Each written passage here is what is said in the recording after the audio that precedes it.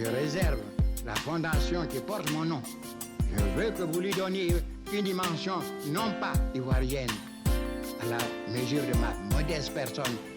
Soyez plus ambitieux, donnez-lui une dimension internationale. Demandez à tous ces chercheurs, appelez même les prix Nobel de la paix, qu'ils viennent se réunir ici. Dieu vous aidera à gagner la vraie bataille, la bataille pour la paix qu'il a promis aux hommes de bonne volonté, à tous les hommes.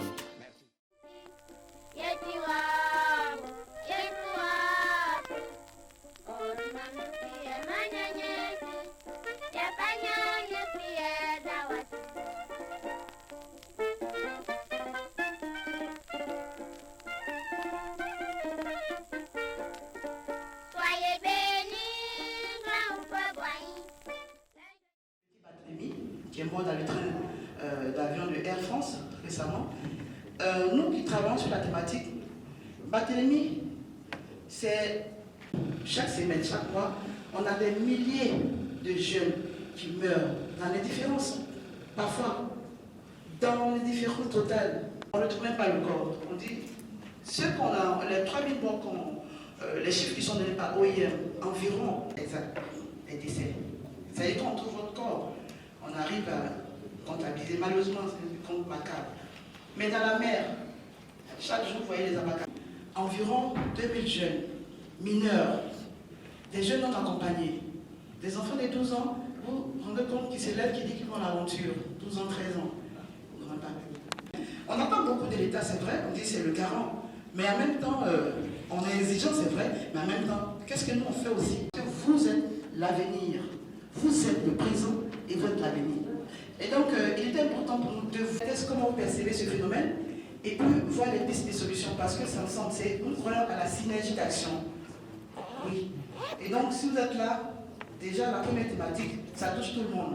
Ensuite, quand on parle de moments difficiles et les tensions actuellement ne sont pas de nature à nous rassurer, c'est pour ça qu'on veut aussi saisir cette opportunité pour commencer.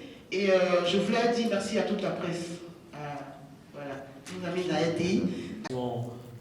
Du Conseil des jeunes de l'Entente qui est aussi là, avec le président Ndriko, tous ces jeunes-là. Ils seront dans le public aussi, ils pourront prendre la parole. Donc sans plus tarder, nous allons entamer cette série d'allocutions, on va dire, de mots et bienvenue en demandant à Dr Djeneba Doumbia, la directrice du département de l'organisation, nous permet de mobiliser. Merci déjà pour la grande mobilisation de toute cette jeunesse. Ça prouve que les jeunes sont déterminés pour prendre leur destin. Une fois, et comme je l'ai indiqué tantôt, nous avons deux thématiques que nous allons aborder. D'abord, pour ce premier panel, c'est sur le rôle de la jeunesse dans la lutte contre la migration. La Fondation nous accueille. Je vais laisser la parole à Dr Djeneba Doumbia. Merci. Bon, c'est juste vraiment un discours de bienvenue. De divers publics et en particulier des jeunes. En apportant notre appui à la réalisation de l'édition 2020 de la Journée mondiale de la radio qui s'articule autour de l'épineux problème de la migration irrégulière des jeunes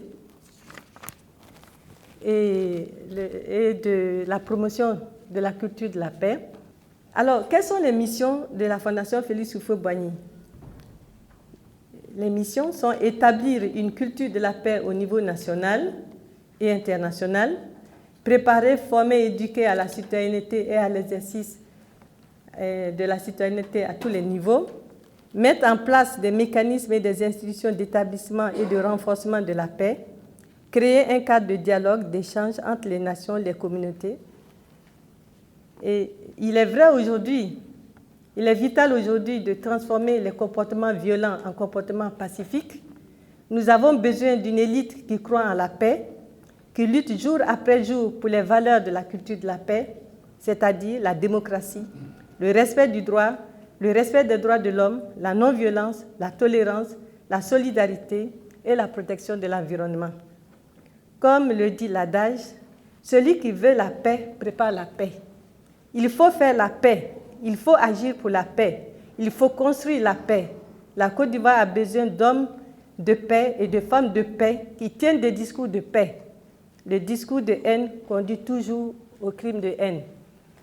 La Côte d'Ivoire confirme sa vocation de nation pluriethnique, pluriculturelle, en réussissant par le dialogue et la concertation à mobiliser l'ensemble des composantes de sa population en faveur de la paix.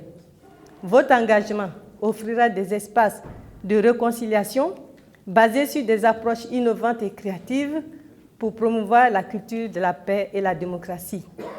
Les jeunes Ivoiriens doivent être informés sur leur rôle de futurs citoyens éclairés, responsables, engagés dans un monde en quête de paix et de stabilité. Chers leaders, la richesse de votre participation active aux différents débats de cette journée de célébration sera un élément catalyseur qui permettra d'impacter positivement le pays tout entier. À cet effet, nous souhaitons vivement que votre engagement citoyen dans la promotion de la culture de la paix, d'une part, et d'autre part, dans le rejet de la migration irrégulière comme passage obligé pour la réalisation de vos rêves. Je vous remercie. Voilà, c'était donc l'intervention du docteur Djeneba Doumbia. Sans plus tarder, nous allons céder la parole à Florentine Giraud, la présidente de l'ONG Réali. Juste un mot, parce qu'elle a déjà parlé tout à l'heure. Oui, je voulais réitérer On pourra bien échanger, bien partager et dire ce qu'on a sur le cœur et partant de là, pouvoir proposer un certain nombre de pistes qu'on pourra emprunter pour, je dirais, la paix, la cohésion sociale dans notre pays et aussi ailleurs. Merci. Dans ces deux créneaux, et je pense que notre présence est justifiée en sorte et en gros par l'intérêt même que suscitent ces deux thématiques. Et donc, nous sommes très heureux de prendre toute notre place au sein de cette journée. Merci. OK. Des jeunes, une situation acceptable. Et on a remarqué qu'il y avait beaucoup de jeunes, voilà, il y avait beaucoup de jeunes qui cherchaient à aller après le Mali, ils passent soit par l'Algérie ou bien la Tunisie. Un ami qui a tenté, tout dernièrement, j'ai un ami qui a tenté l'aventure. Bon, il m'a dit comme ça qu'il a déjà tenté l'aventure. Bon, je ne sais pas si maintenant, quand ils sont allés au Mali, après, ils sont allés au Niger. Du Niger, ils sont rentrés en Libye. Il dit c'est entre la frontière du Niger et de la Libye. Franchement, ce n'était pas facile parce que cette zone-là n'était pas contrôlée. C'était des bandes armées et tout. Et donc, ils sont tombés sur un groupe qui leur avait promis de les faire traverser. Et donc, ils sont allés, il dit même quand ils partaient dans le désert, il y a certains qui meurent, il y a certains qui tombent malades, on les abandonne. Maintenant, quand ils sont arrivés, il dit quand ils sont arrivés d'abord sur le groupe, on leur a demandé de donner tout ce qu'ils ont. Donc, tout ce qu'ils avaient comme portable, tout et tout, ils ont donné à ses passeurs. Donc, en allant, il dit, lui, ce qui a fait sa chance, c'est qu'il est tombé sur un jeune Ivoirien là-bas qu'il connaissait. Et ce jeune Ivoirien travaillait aussi pour ses passeurs. Donc il lui a demandé, mais qu'est-ce que tu cherches ici? Il dit, non, que bon, moi je m'en vais, je cherche à aller en Europe. Il lui a dit, mon frère, c'est pas la peine, il faut te retourner. Donc c'est ce qui a fait qu'il est retourné au Niger. Qui sont déjà bien, qui ont été bien formés, qui sont des cadres dans une entreprise ou même à la fonction publique, vont encore emprunter des voies chaotiques. Donc c'est là véritablement la question. Alors, il faut dire que les jeunes eux-mêmes manquent des rêves. À la vérité, c'est le constat que nous faisons. Il y en a qui ont été formés, par exemple, comme assistants sociaux, mais que vous les trouvez en train de gérer des cabines téléphoniques. Et qui se surprennent en train d'être des instituteurs avec niveau BPC, et après, ils disent je m'en vais à l'aventure parce que. Non, demandons-nous pourquoi et comment, qu'est-ce que nous voulons. On part d'un état initial jugé non souhaitable vers un état final de rêve. Mais le succès n'est pas de l'autre côté. Le succès peut être en nous-mêmes parce que nous savons nous orienter. Et c'est ce que nous voulons que les jeunes puissent comprendre. Il y a beaucoup qui sont formés. On dit qu'ils sont mal formés. Mais quels sont les indicateurs de la mauvaise formation? Non.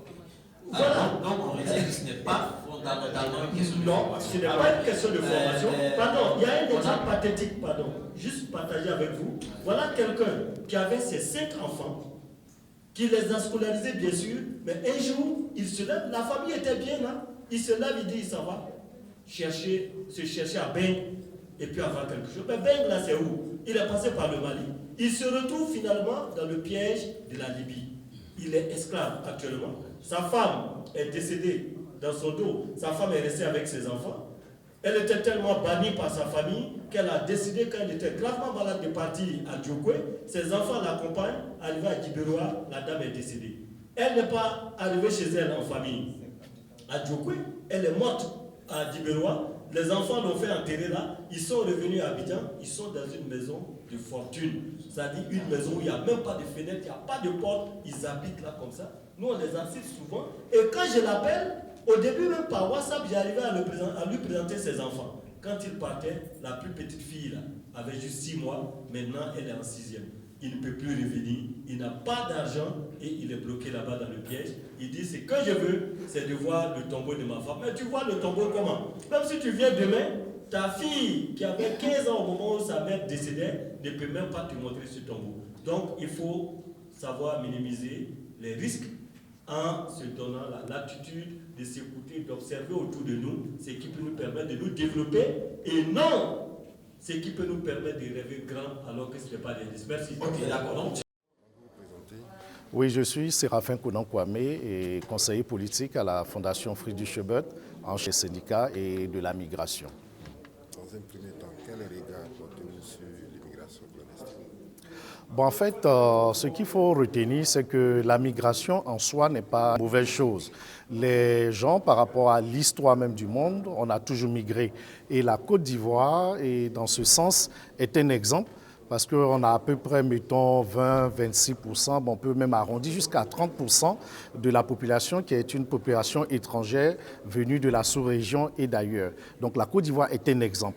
Des fois, on ne le dit pas assez, mais il y a très peu de pays qui ont ce taux, pour ne pas dire ce pourcentage, au niveau de la population étrangère. Donc on a un exemple à donner. Malheureusement, ces dernières années, compte tenu des différentes crises qu'on a connues, et beaucoup de jeunes Ivoiriens, et je dirais aussi, compte tenu aussi de cette population étrangère, de personnes qui transitent par la Côte d'Ivoire, vont, comme on dit, se chercher, voir ailleurs. Et ça crée le phénomène de la migration irrégulière, si je peux le dire ainsi, qui crée un certain nombre de désastres, de pertes en vies humaines, et cela nous amène à sensibiliser, à interpeller, que ce soit les pouvoirs publics ou la jeunesse, pour leur dire qu'il faudrait qu'on puisse développer des modèles. Il y a des jeunes qui réussissent, qui partent de tout pour tout avoir, d'autres aussi qui partent de rien aussi pour tout avoir. D'accord. En tant que Friedrich Ebert, quelles sont les actions que vous menez sur le terrain? Au niveau de la Fondation Friedrich Ebert, on travaille avec la société civile, plusieurs ONG, mais beaucoup avec les syndicats. Il y a une plateforme des centrales syndicales sur la migration parce que les gens qui migrent, en grande partie, il y a aussi le problème de l'emploi. Est-ce que les droits de ces personnes-là sont respectés? Est-ce que les personnes migrantes réussissent à avoir accès aux soins, à avoir accès aussi à la sécurité sociale? Donc c'est une problématique qui nous inspire beaucoup et nous avons organisé, nous continuons toujours d'organiser beaucoup de tables rondes en Côte d'Ivoire et ces tables rondes-là permettent de réunir que ce soit les religieux, les hommes des médias et que ce soit les partis politiques, les leaders de jeunesse et les leaders de communauté pour voir d'abord les bienfaits de la migration et aussi les différents problèmes que ça peut créer et ensemble, comment trouver des solutions pour qu'ils puissent avoir une certaine cohésion sociale. Quand on vit ensemble, c'est sûr qu'il y aura des problèmes, mais comment on essaie de résoudre ces problèmes-là, c'est ça qui est important. Et puis attention, au niveau de la Fondation Friedrich Ebert, ce qu'on développe, il ne faut pas confondre le migrant et sa communauté. Il ne faut pas confondre l'acte d'un migrant avec sa communauté. Un bandit est un bandit. un voleur est un voleur. Ce n'est pas la nationalité qui vole, ce n'est pas la nationalité qui fait le banditisme. Donc souvent, il y a des situations malheureuses où quand quelqu'un commet un acte, on essaie de voir par rapport à ses origines, par rapport à sa nationalité, ça ce n'est pas bien. C'est un acte répréhensible, on envoie peut-être la personne à la police, et si au niveau des mécanismes traditionnels de résolution des conflits, on peut essayer de les aborder, on les aborde, mais évitons les préjugés pour dire, bon, tel est ceci, tel est cela, telle communauté est ceci, telle communauté est cela. Non, ça ne permet pas une certaine cohésion sociale et d'avancer pour une paix, dirons une paix durable. Voilà. Alors, quelle est la vision de la Fondation dans le rôle que la radio, par exemple, pourrait jouer pour la lutte contre la migration irrégulière? Le rôle des médias en général et en particulier la radio n'est plus à démontrer. On peut écouter la radio partout, je dirais 24 heures sur 24. On n'a pas besoin de grands moyens par rapport à la radio. Donc pour la Fondation, ce sont des partenaires et ces partenaires-là nous permettent d'atteindre un large public dans toutes les langues, dans toutes les contrées. Et pour nous, diffuser l'information est importante. Et cette information, c'est quoi? C'est que l'homme a de la valeur. Il faut célébrer l'homme, célébrer les bonnes actions et ces bonnes actions-là aussi permettre une certaine évolution de toutes les sociétés. Voilà. Okay. Merci.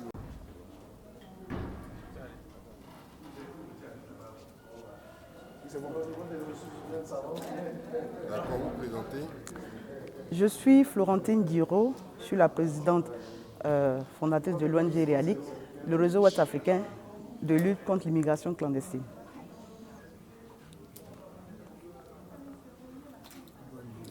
Allez-y, votre question. J'attends la question. Quels sont les enjeux de cette rencontre qui réunit les acteurs des médias ici à la Fondation?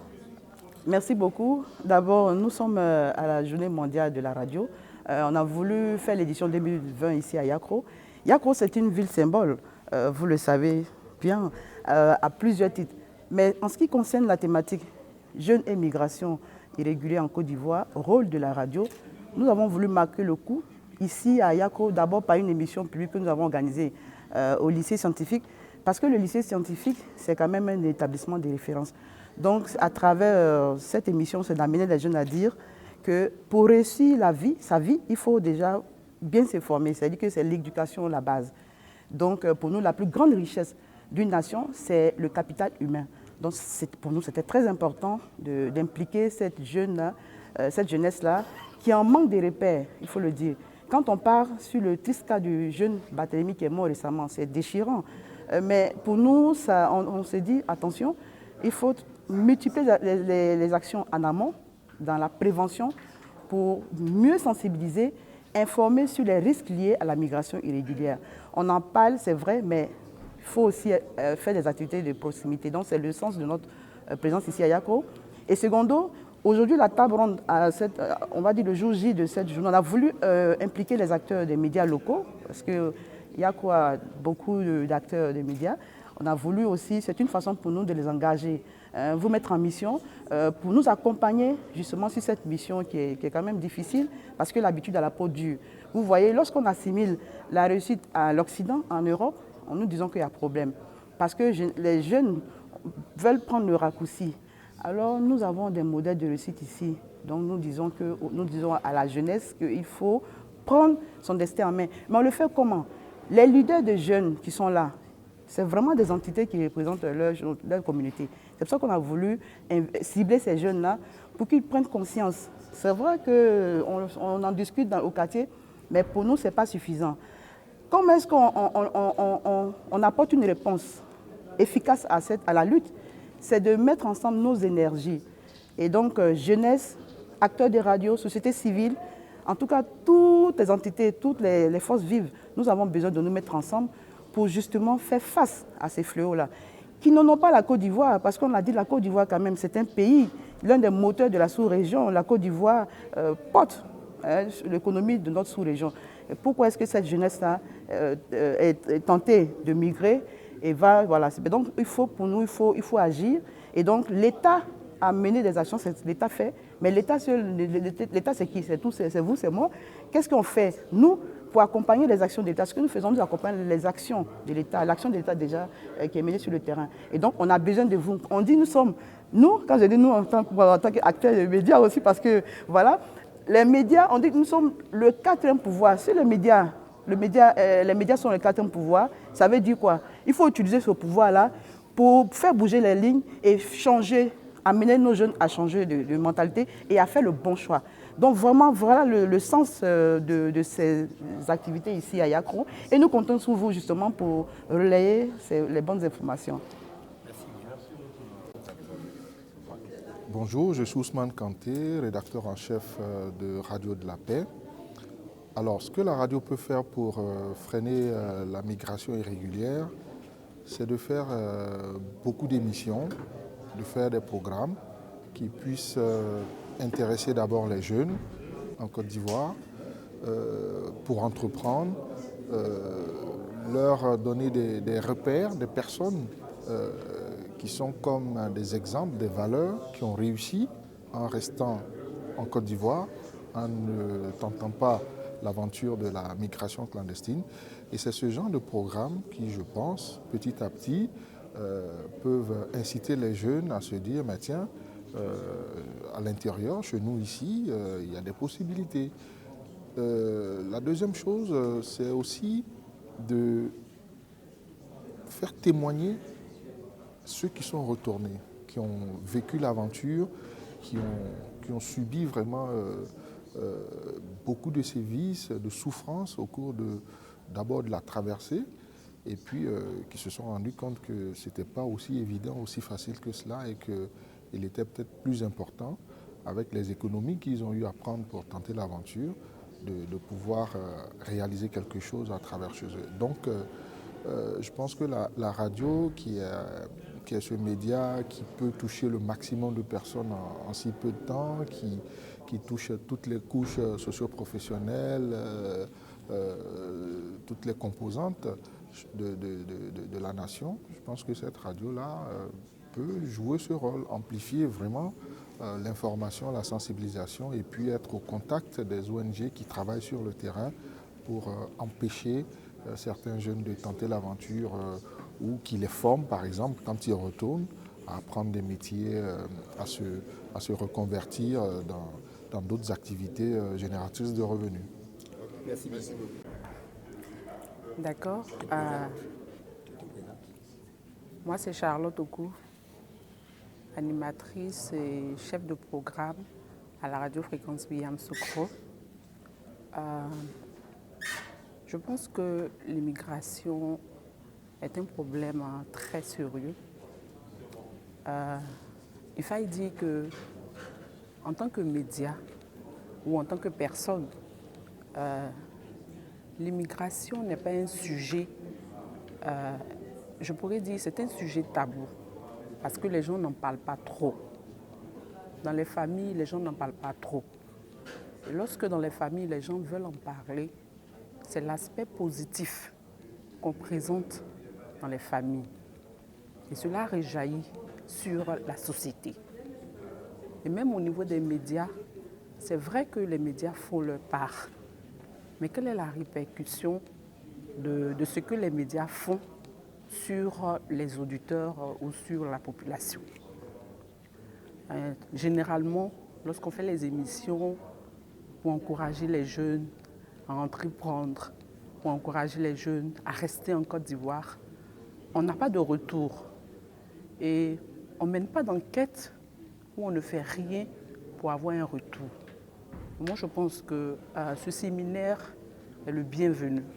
En tout cas, ce séminaire vient pour donner un coup de pouce aux médias que nous sommes, de prendre cette histoire d'immigration clandestine au sérieux, de comprendre que c'est une réalité, mais que nous, en tant que médias, nous devons pousser la sensibilisation un peu plus loin. Nous devons pousser la sensibilisation un peu plus loin. Okay. Merci beaucoup.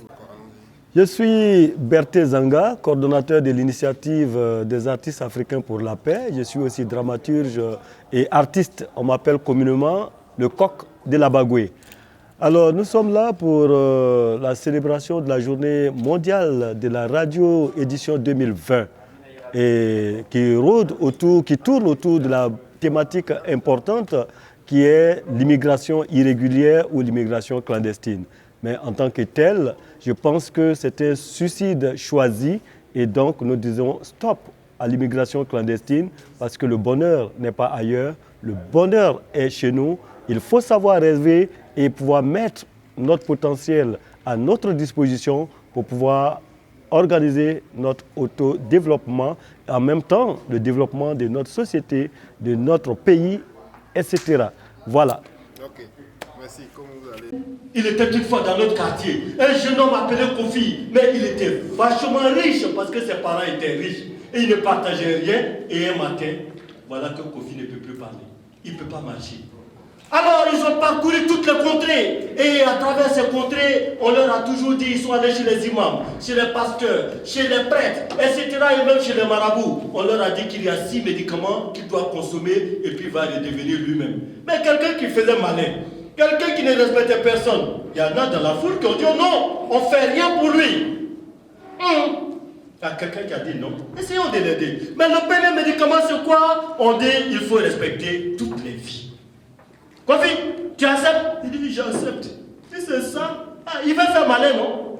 Deuxième médicament, il faut libérer sa générosité. Troisième médicament, rejeter la violence sous tous ses formes. Il dit j'accepte. Quatrième médicament, comme Kofi n'écoutait personne, il faut s'écouter pour se comprendre. Et le cinquième médicament, on te dit il faut préserver ton environnement. Préserver ta communauté, préserver ton pays de tous les palabres possibles. Et puis, il dit est-ce que c'est bon? On dit non, c'est pas encore bon. Le dernier médicament, c'est réinventer la solidarité. Il dit qu'il est d'accord. Et comme il est d'accord, alors on va chanter ensemble. Sanuma ye Kofi Ako ye. Sanuma ye Kofi Ako. Sanuma ye Kofi Ako ye. Kofi Ako,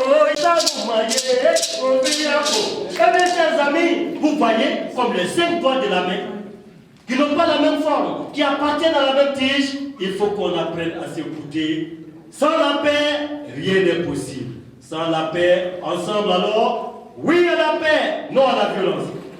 3, 2, 0, oui à la paix, non à la violence. Eh bien, je vous dis merci. Merci donc aux cohésion sociale et de la réconciliation. Nous aurons 1 heure de temps pour cette émission, bien entendu. Et le principe, c'est que quand on va vous donner le micro pour vous présenter, intervenir. Et vous avez 1 minute pour intervenir, parce qu'il faut rester dans le temps pour qu'on puisse respecter le temps. En tout cas, merci donc de la célébration de la journée mondiale de la radio. Et cette célébration, le deuxième timing de notre rendez-vous de la nuit. Dans ce panel, elle n'est plus à présenter, elle était dans le premier panel. Il s'agit de Maman Djeneba, dans ce panel. Vous avez également, après notre Maman Djeneba, vous avez Ousmane Kanté, qui est le rédacteur en chef de la radio de la paix, qui va aussi de la paix.